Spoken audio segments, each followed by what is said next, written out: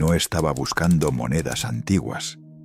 Estaba en un mercadillo de antigüedades en Estambul, en el Gran Bazar, un domingo de octubre, cuando los turistas escasean y los vendedores están más dispuestos a mostrar lo que normalmente guardan bajo el mostrador. Había ido buscando mapas antiguos, siguiendo una pista sobre cartografía otomana que había encontrado en mi investigación sobre los territorios perdidos de Asia Central. El vendedor era un hombre mayor, con manos manchadas por décadas de manipular objetos que la mayoría de la gente no sabe que existen. Cuando le expliqué lo que buscaba, me miró con una expresión que ahora reconozco como evaluación. Estaba decidiendo si podía confiar en mí. Después de unos minutos de conversación, durante los cuales claramente estaba probando mis conocimientos, desapareció en la trastienda de su puesto. Regresó con una caja de madera oscura, del tamaño de un libro. La abrió frente a mí sin decir nada. Dentro había 6 monedas, y en el momento en que las vi, supe que algo estaba profundamente mal con todo lo que me habían enseñado sobre la historia del dinero. Las monedas no eran de oro ni de plata en el sentido tradicional. Tenían un brillo diferente, un color que oscilaba entre el dorado y el rojizo, dependiendo del ángulo de la luz. Eran más pesadas de lo que su tamaño sugería, con un peso específico que no correspondía a ningún metal que yo conociera. Y los grabados eran imposibles. No digo elaborados o detallados, digo imposibles. Había patrones en esas monedas que parecían cambiar cuando las movías, como si estuvieran grabados en capas que interactuaban entre sí, de maneras que no tienen sentido con la tecnología de acuñación conocida. En el centro de cada moneda había un símbolo que reconocí de mis investigaciones anteriores. Era el tamga, el emblema que aparece en los estandartes de lo que los mapas antiguos llaman el Gran Imperio Tartario. Le pregunté al vendedor de dónde venían. Me dijo que habían sido parte de una colección privada en Crimea, que fue dispersada después de que el coleccionista original muriera en circunstancias que la familia prefería no discutir. Me dijo que había más, muchas más, pero que la mayoría habían sido adquiridas por compradores que no dejaban nombres ni direcciones. Me dijo que estas 6 eran las últimas que quedaban, porque su precio las hacía prohibitivas para la mayoría de los compradores. Y entonces me dijo algo que me heló la sangre. Me dijo que cada vez que aparecían monedas como estas en el mercado, desaparecían muy rápido. No porque se vendieran, porque alguien las compraba todas, sistemáticamente, sin importar el precio. Y ese alguien nunca era un coleccionista privado ni un museo. Era siempre el mismo tipo de comprador. Representantes de instituciones financieras que no querían que estas monedas fueran estudiadas. Compré las 6 monedas. Pagué más de lo que debería haber pagado, más de lo que podía permitirme, pero sabía que si no las compraba yo, desaparecerían como todas las demás.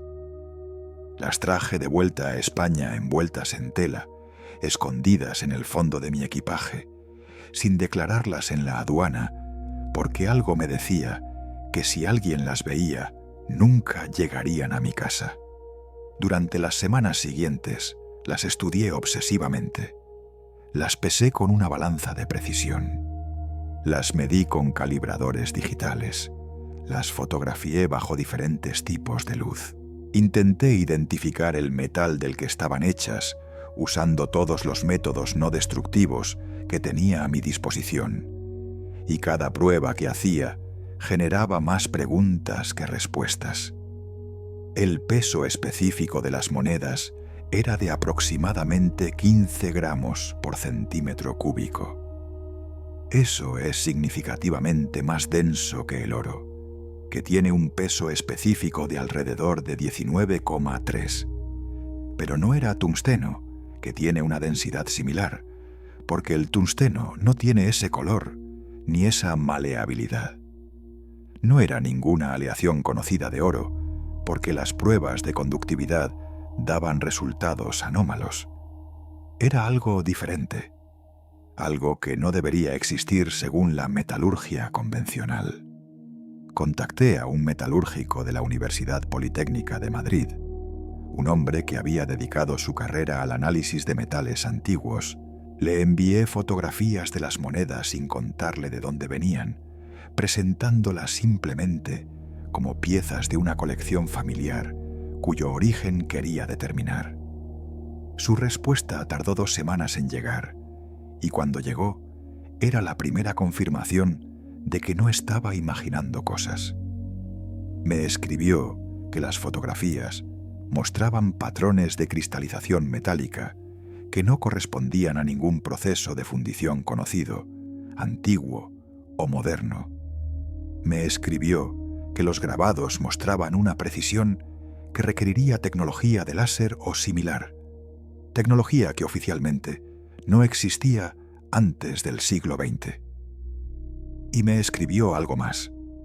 Me escribió que había visto monedas similares antes, hace 30 años, cuando trabajaba en un proyecto de catalogación para el Banco de España. Monedas que habían llegado como parte de un lote confiscado a un coleccionista acusado de tráfico de antigüedades. Monedas que fueron catalogadas brevemente y luego transferidas a una institución que él no pudo identificar. Monedas de las que nunca más se supo nada. La conexión con el sistema bancario apareció en mi investigación antes de lo que esperaba. Empecé a buscar referencias a monedas similares en la literatura numismática, y lo que encontré fue un patrón de ausencias tan significativo como cualquier presencia. Hay catálogos de monedas antiguas que cubren prácticamente todas las civilizaciones conocidas: griegas, romanas, persas, chinas, indias, medievales europeas, islámicas. Pero hay un vacío notable cuando se trata de Asia Central, durante el período entre aproximadamente el siglo XIV y el XIX. Los libros hablan de la ruta de la seda, del comercio entre Oriente y Occidente, de las caravanas que cruzaban los desiertos, llevando sedas y especias. Pero cuando buscas las monedas que habrían sido usadas para ese comercio, cuando buscas el sistema monetario que habría hecho posible intercambios a esa escala, encuentras casi nada.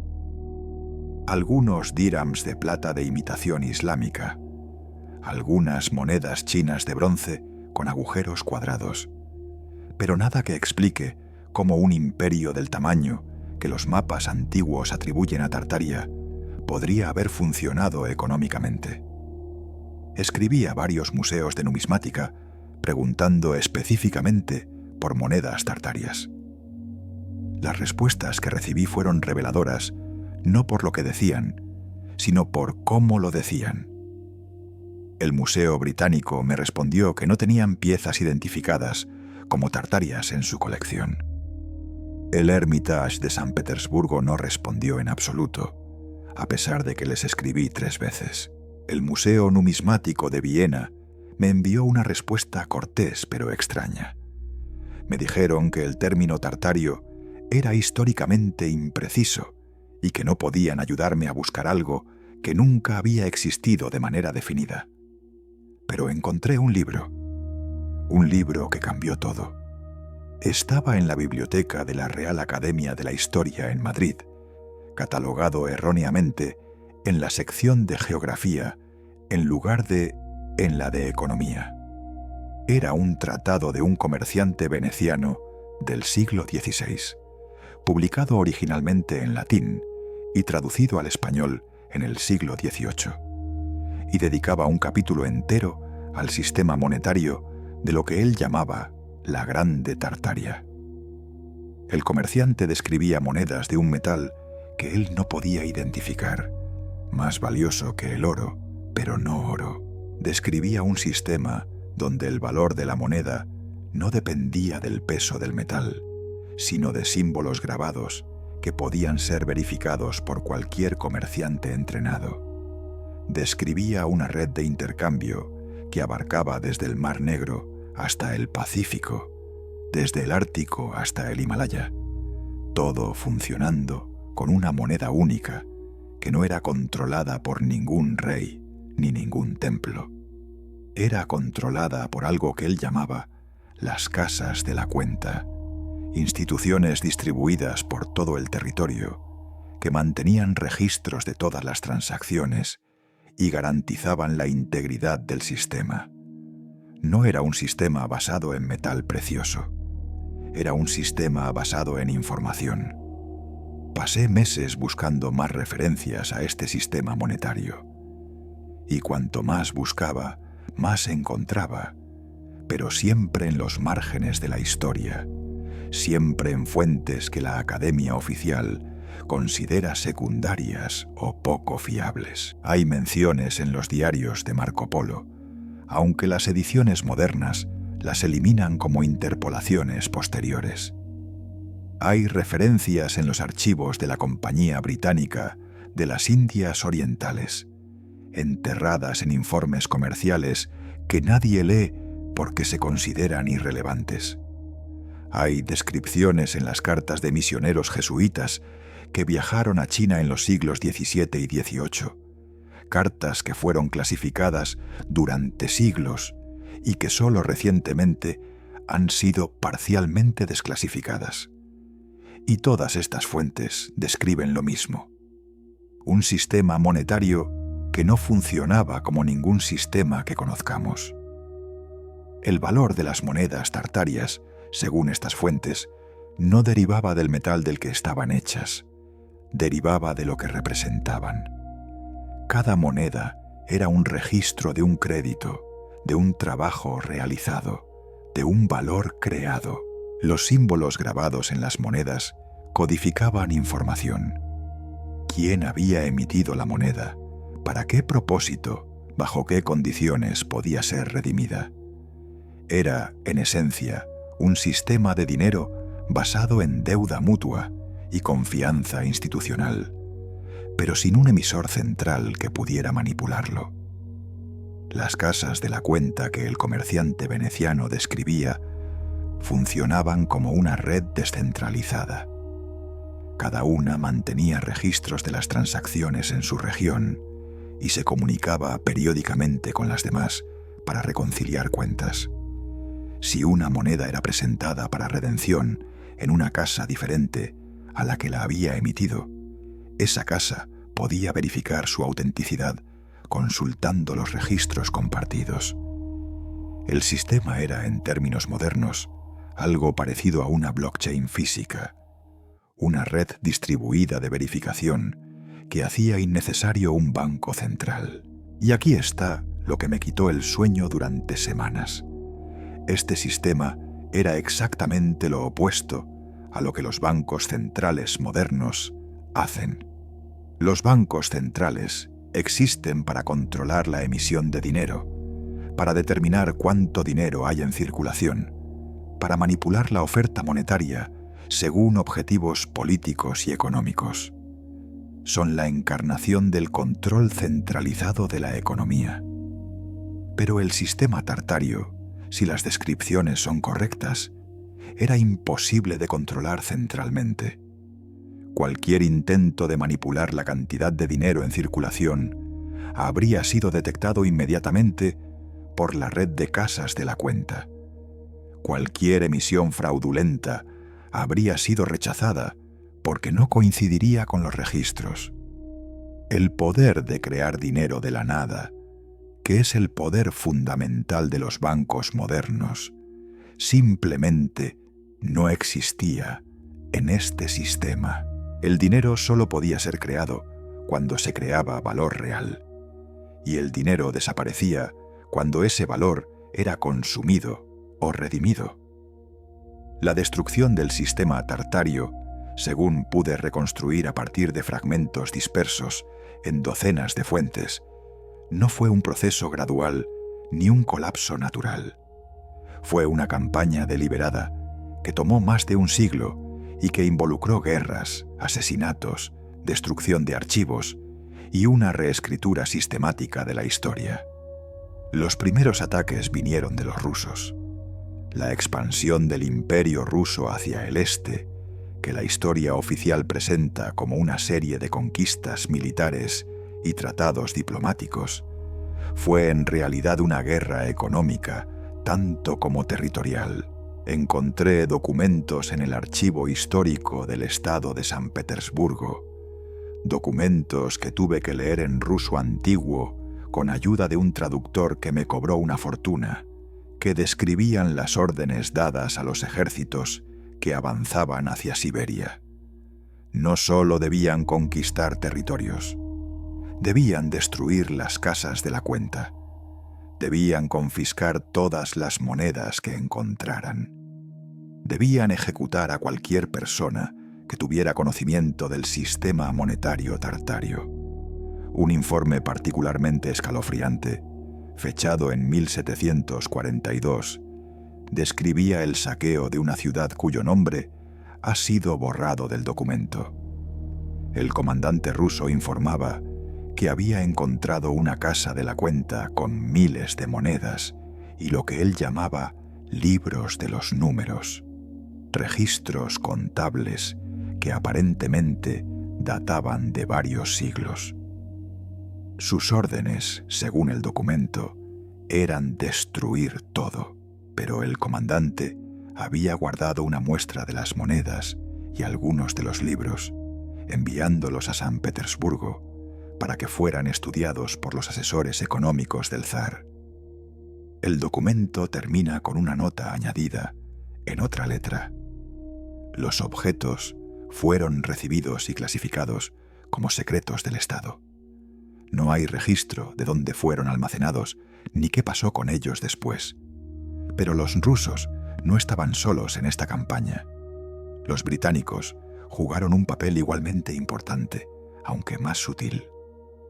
La Compañía Británica de las Indias Orientales, esa corporación que funcionaba casi como un estado independiente, tenía sus propias razones para querer eliminar el sistema monetario tartario.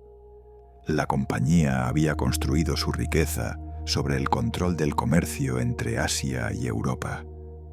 Sus ganancias dependían de ser intermediarios, de comprar barato en Oriente y vender caro en Occidente. Pero el sistema tartario hacía innecesarios a los intermediarios.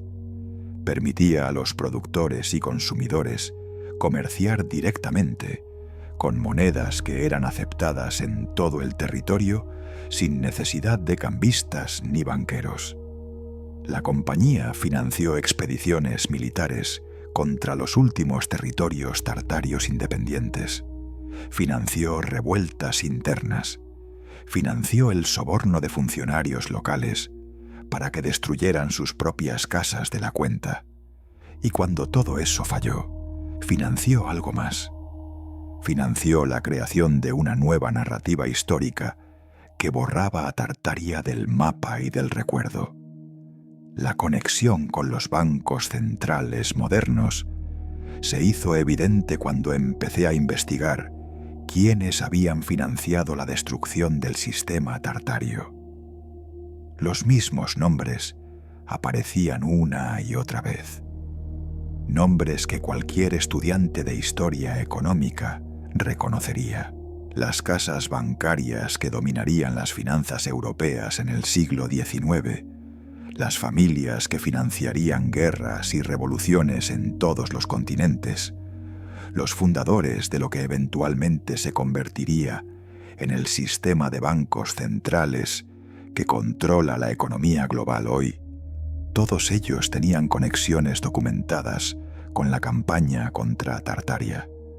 Encontré cartas en los archivos Rothschild de Londres, cartas que se supone son solo correspondencia comercial de principios del siglo XIX, pero que contienen referencias veladas a operaciones en Asia Central. Hay menciones de enviados, de adquisiciones, de la necesidad de asegurar que ciertos objetos nunca lleguen a manos equivocadas. Hay una carta particularmente reveladora, fechada en 1823, en la que un agente informa a la casa matriz sobre el éxito de una operación en Bujara. No dice qué operación, pero describe la destrucción de lo que llama los instrumentos del viejo sistema y la transferencia de objetos de importancia a un lugar seguro en Europa.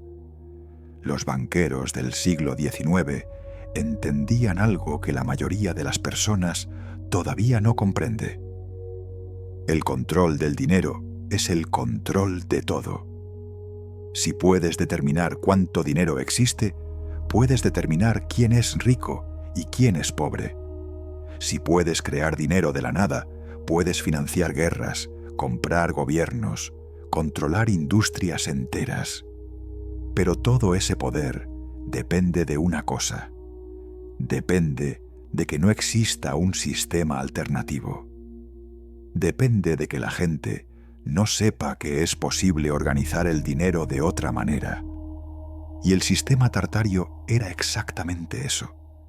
La prueba viviente de que había otra forma, una forma que no requería banqueros, que no permitía manipulación central, que distribuía el poder económico en lugar de concentrarlo. Por eso tenía que ser destruido. Y por eso, más importante aún, tenía que ser olvidado. La destrucción física del sistema no era suficiente. Las monedas podían ser fundidas, las casas de la cuenta incendiadas, los contables ejecutados. Pero mientras quedara la memoria de que había existido algo diferente, mientras quedara la posibilidad de que alguien estudiara las ruinas y reconstruyera los principios, el sistema tartario seguía siendo una amenaza. Por eso la historia fue reescrita. Por eso Tartaria desapareció de los mapas. Por eso cualquier evidencia de su existencia fue sistemáticamente eliminada o desacreditada. Hay un documento en los archivos del Banco de Inglaterra que confirma todo esto de una manera que todavía me cuesta procesar. No debería haber tenido acceso a él. Lo encontré por accidente, mientras buscaba otra cosa en los registros históricos que el banco ha digitalizado parcialmente. Estaba clasificado como correspondencia interna menor de 1831, lo que significaba que nadie lo había revisado en profundidad, porque se asumía que no contenía nada importante. Pero lo leí, porque a esas alturas de mi investigación había aprendido que los documentos más importantes son siempre los que nadie considera importantes. Era un memorándum interno dirigido al gobernador del banco de esa época. Discutía lo que llamaba el problema oriental y recomendaba una serie de medidas para asegurar que los sistemas monetarios alternativos del Este nunca pudieran resurgir.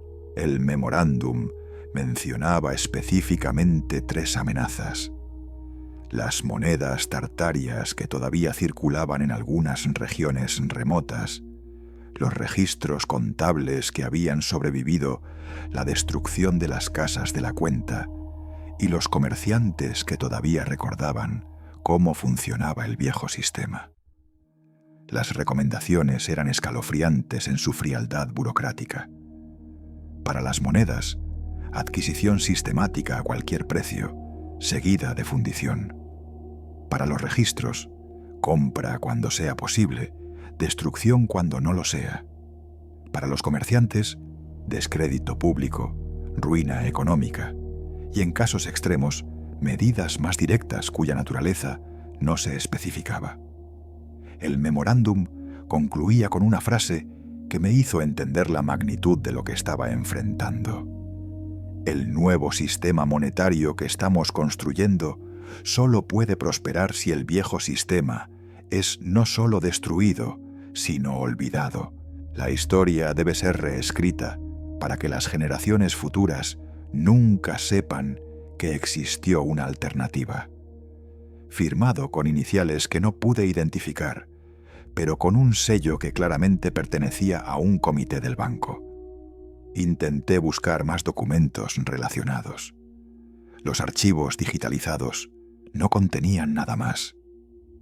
Escribí al archivo físico del banco, solicitando acceso a los documentos originales de ese período. Me respondieron, después de 3 meses de espera, que los documentos que buscaba habían sido destruidos durante el bombardeo de Londres en la Segunda Guerra Mundial. Una excusa conveniente para explicar por qué la evidencia había desaparecido. Las monedas que compré en Estambul se convirtieron en mi obsesión. Las estudié con cada herramienta que tenía disponible, buscando entender cómo funcionaba el sistema que representaban. Y cuanto más las estudiaba, más imposibles parecían.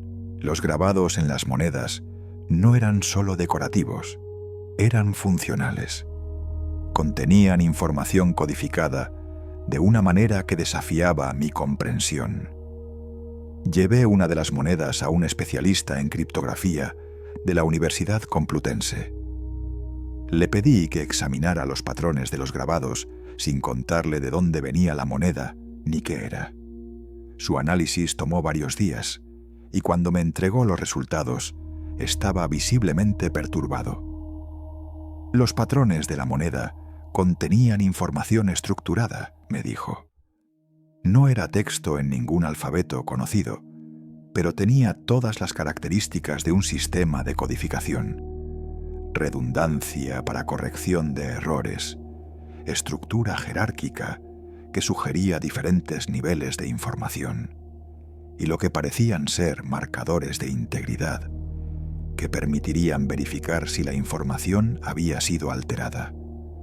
Era, en esencia, un código QR del siglo XVI o antes, una manera de almacenar información digital en un soporte físico. Le pregunté si podía decodificar la información.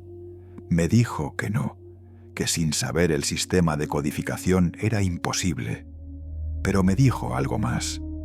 Me dijo que había visto patrones similares antes, en documentos clasificados que había analizado durante su trabajo con agencias gubernamentales. No podía decirme más por razones de seguridad nacional, pero sugirió que yo estaba investigando algo que era más grande y más peligroso de lo que imaginaba. Esa conversación fue la primera vez que sentí miedo real por lo que estaba haciendo. No miedo abstracto, no la inquietud intelectual de descubrir una verdad incómoda, sino miedo físico. La sensación de que hay límites que no debes cruzar, preguntas que no debes hacer, respuestas que no debes encontrar. Pero ya era tarde para retroceder.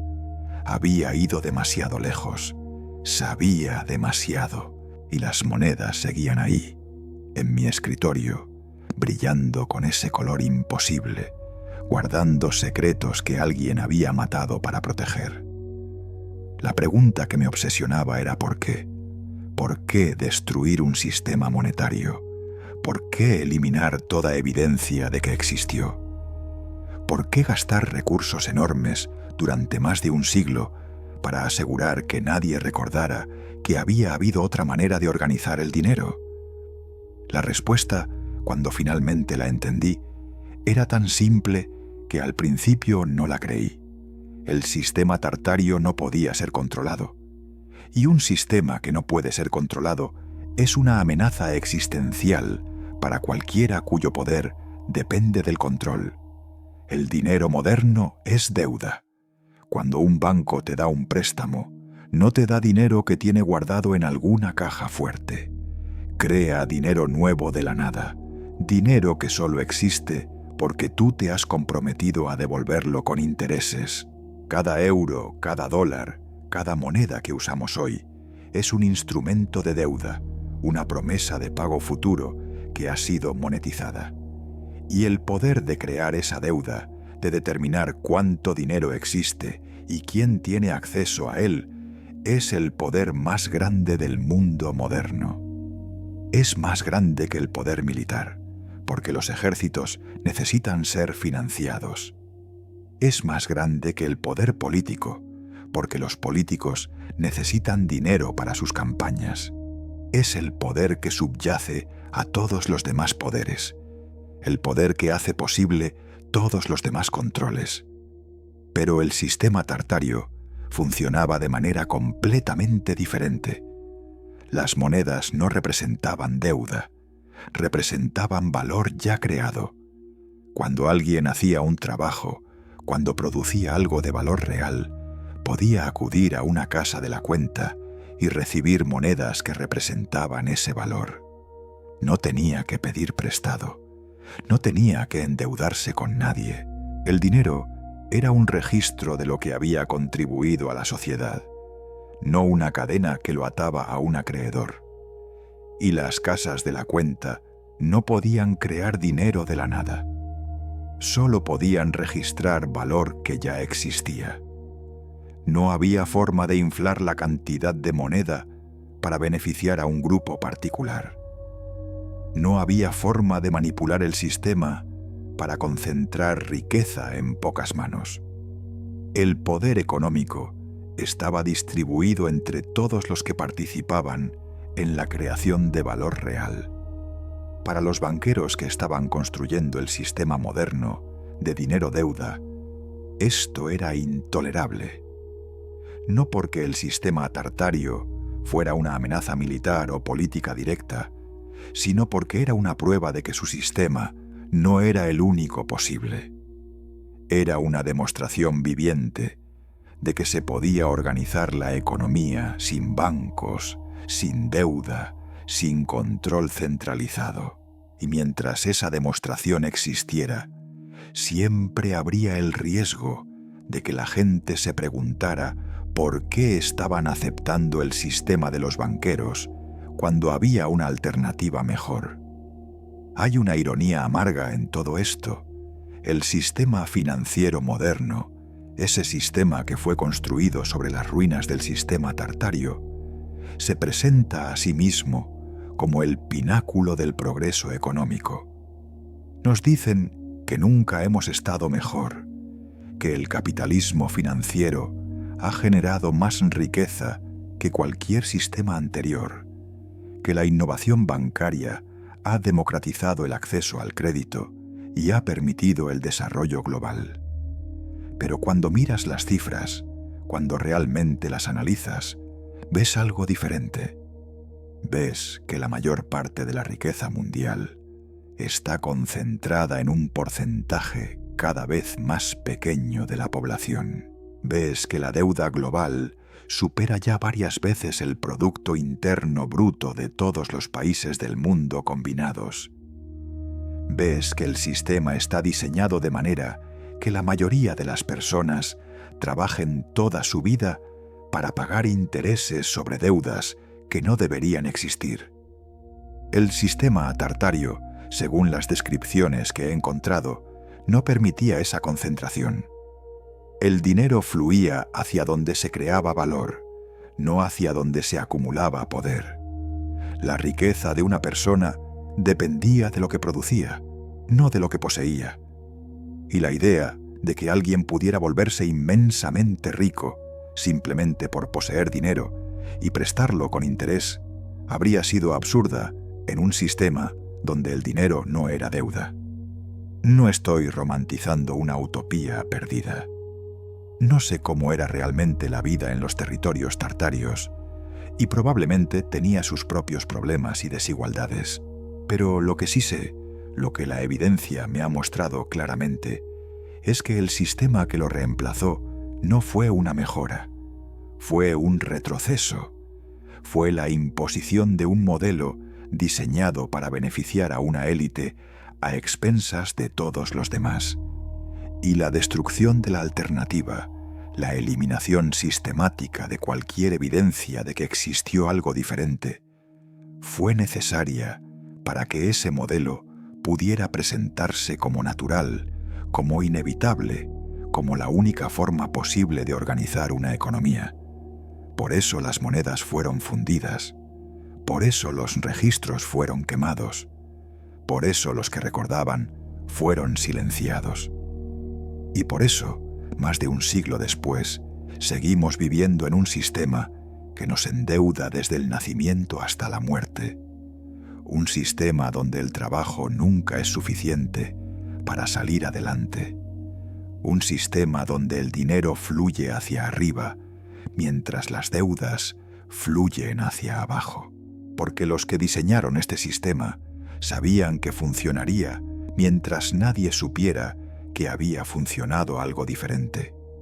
Las 6 monedas que compré en Estambul ya no están en mi posesión.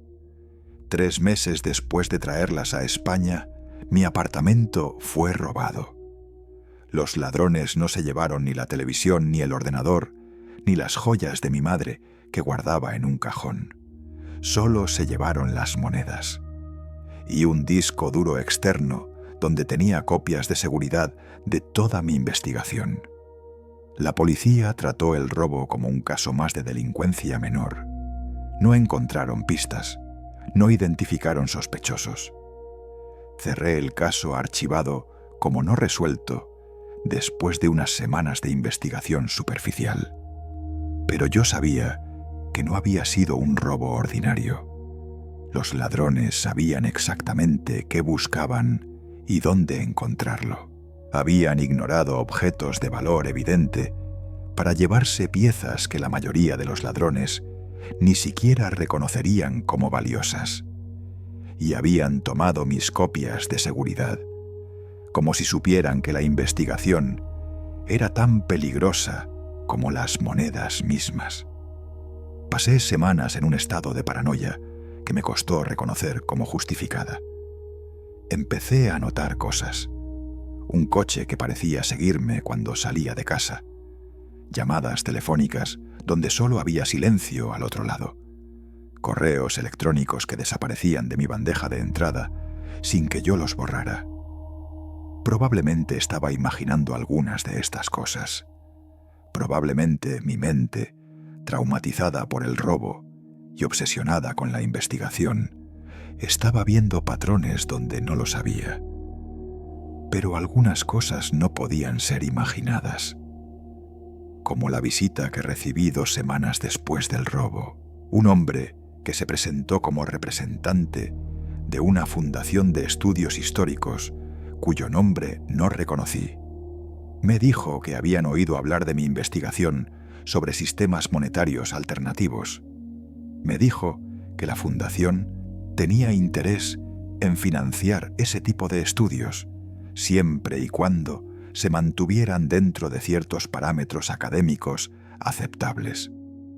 Me ofreció una cantidad significativa de dinero a cambio de mis notas de investigación y mi compromiso de no publicar nada sobre el tema sin consultar primero con la fundación. Lo rechacé, obviamente, y su actitud cambió inmediatamente. Ya no era amable ni académico. Me dijo que mi investigación estaba basada en falsificaciones y fantasías. Me dijo que si publicaba algo, sería desacreditado públicamente. Me dijo que había consecuencias para las personas que insistían en difundir desinformación sobre la historia financiera. Y entonces, justo antes de irse, me dijo algo que sonó más a amenaza que a consejo. Los que estudiaron este tema, antes que usted, aprendieron a dejarlo estar. Algunos por las buenas, otros por las malas. Espero que usted sea de los primeros, pero no dejé de investigar. No podía. No después de todo lo que había descubierto, no después de todo lo que había perdido. Simplemente cambié mis métodos. Dejé de guardar documentos en formato digital. Dejé de usar mi nombre real cuando contactaba a archivos y bibliotecas. Dejé de hablar con cualquiera sobre lo que estaba haciendo y empecé a escribir todo a mano, en cuadernos que guardaba en lugares diferentes, con copias dispersas entre personas de confianza que no sabían qué estaban guardando. Lo que he aprendido en los años desde el robo ha confirmado y ampliado todo lo que sospechaba. El sistema tartario no era único. era parte de una tradición más antigua, una tradición de dinero basado en valor real que existía en diferentes formas en diferentes partes del mundo. Los tally sticks ingleses, esas piezas de madera tallada que funcionaron como dinero en Inglaterra durante siglos, hasta que fueron abolidos y quemados en 1834. Los wampum de los nativos americanos, que funcionaban como un sistema de registro de valor similar al tartario, hasta que los colonizadores los prohibieron. Los sistemas de crédito mutual que existían en China, en India, en África, todos eliminados sistemáticamente cuando el colonialismo europeo expandió el sistema de dinero-deuda por todo el mundo. Hay un patrón aquí que es imposible de ignorar. Cada vez que una sociedad desarrollaba un sistema monetario que no podía ser controlado centralmente, ese sistema era destruido, y no por accidente, no por evolución económica natural, sino por campañas deliberadas de eliminación. Los que controlan el dinero controlan el mundo. Y para mantener ese control, necesitan asegurarse de que nadie recuerde que hay otras formas de organizar las cosas. Las monedas tartarias que tuve brevemente en mis manos eran más que artefactos históricos. Eran evidencia física de un mundo diferente, un mundo donde el poder económico no estaba concentrado en unas pocas manos, un mundo donde el dinero servía a la gente en lugar de esclavizarla. Y por eso fueron robadas, por eso fueron destruidas. Por eso, cualquiera que intenta estudiarlas es silenciado o desacreditado. Pero la evidencia sigue ahí, dispersa en archivos polvorientos, escondida en colecciones privadas, esperando a que alguien junte todas las piezas. Las monedas pueden ser fundidas, pero las ideas que representaban no pueden ser destruidas tan fácilmente. El conocimiento de que existió otra forma de organizar el dinero, de que el sistema actual no es natural ni inevitable, es el conocimiento más peligroso que existe para los que dependen de ese sistema para su poder. Por eso, este conocimiento ha sido suprimido durante más de un siglo. Por eso, cualquiera que lo descubre se convierte en una amenaza. Y por eso sigo investigando, a pesar de los riesgos, a pesar de las amenazas, a pesar del miedo que siento cada vez que publico algo sobre este tema. Porque una vez que sabes la verdad, no puedes simplemente olvidarla. No puedes volver a ver el mundo de la misma manera. No puedes fingir que el dinero en tu bolsillo es algo neutral, algo natural, algo que siempre ha existido en la forma en que existe ahora. El dinero que usamos hoy es el resultado de un crimen histórico, la imposición violenta de un sistema diseñado para controlar en lugar de servir. Y las monedas tartarias son la prueba de que ese crimen ocurrió. Son la evidencia de lo que nos fue robado. Y mientras quede una sola de esas monedas en algún lugar del mundo, mientras quede un solo documento que describe cómo funcionaba el viejo sistema, mientras quede una sola persona que recuerde y que esté dispuesta a contar la verdad, el crimen no está completo. La supresión no es total y la posibilidad de recuperar lo que perdimos sigue viva.